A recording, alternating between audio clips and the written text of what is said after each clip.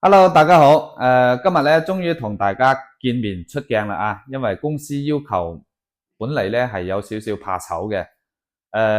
我英文名咧就叫 Jason 啊。今日咧同大家介紹一套82平方嘅三房，十分之靚仔嘅。嚟，我哋睇下，一齊睇下呢個格局。呢度咧就係入門嚟嘅。咁咧佢而家呢個做咗新型嘅一體式啊。譬如話平時有客人過嚟咧，我哋直接可以打開呢個門就得噶啦。咁咧出嚟呢度咧就係部 lift 嘅通道嚇。呢度咧就有兩部 lift 嘅啊。咁咧我哋平時翻到嚟嘅話，入屋企咧就係比較方便嘅啊。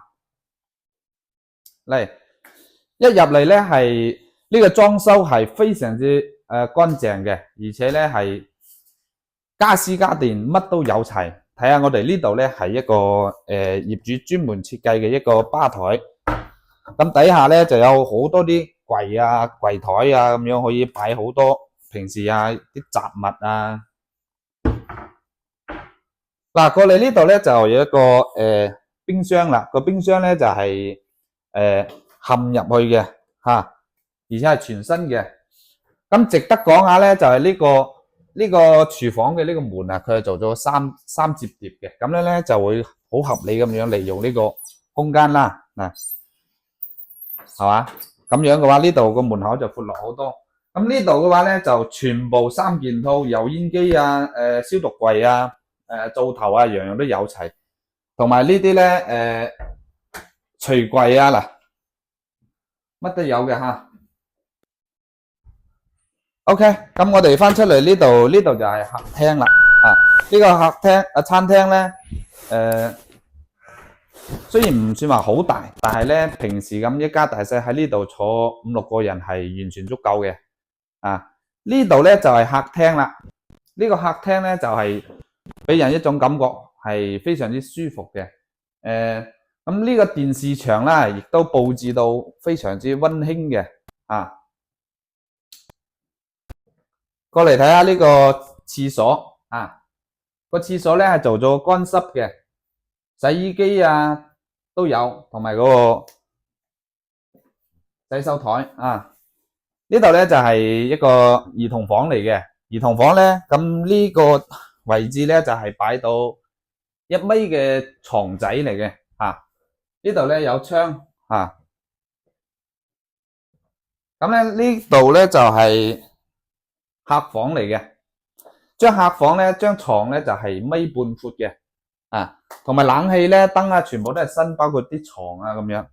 咁咧佢原先呢度咧係冇陽台嘅，咁業主咧就為咗隔出一個陽台俾大家嚇，喺呢度咧就做咗一個專門設計嘅衣櫃嚟。呢度就係衣櫃啦。咁咧做咗呢個衣櫃咧，就係為咗係咁樣隔一個陽台出嚟，隔一個露台啊。咁呢個露台咧下邊樓下嘅話就係好出名嘅廣開酒店同埋維也納酒店，對面咧就係嗰個樟木頭最大嘅商超啦、超市啦、天和百貨啦。咁咧翻過嚟睇下呢度。呢個咧就係主人房啦，咁咧佢亦都係啲衣櫃啊，樣樣都有齊嘅。嚟，呢個咧就係衣櫃啦，嚇，夠細心嘅呢個衣櫃。不過咧呢度就有少少窄，啊，佢呢張床咧依然係擺1.5米闊嘅呢張床。咁咧值得一提咧就係呢度啊，呢度設計咧係非常之巧妙嘅啊。咁呢度咧就係做平時啊喺呢度化下妝啊梳妝台啊呢度。咁咧呢啲，而且另外做咗好多呢啲格仔啊，啲格仔咧平時可以擺啲鎖匙啊同埋錶啊咁樣啲雜物啊喺呢度係非常之方便嘅。所以話咧個業主佢設計係非常之細心嘅啊。仲有呢度啦，呢度仲有好多啲櫃台啊，大把收納空間啊。咁呢度咧嗱就係呢個主人房自帶嘅一個廁所啦嚇。OK，咁我哋翻出嚟呢邊，咁呢套咧就係樟木頭嘅華富廣場，咁隔離咧一過咗隧道就係嗰個樟木頭火車站噶啦。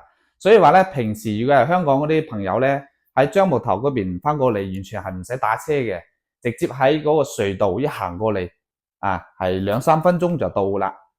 咁咧樓下咧就係各大嘅超市啊、市場同埋銀行各方面嘅酒店、會所啊，噼里啪啦全部都係喺樓下。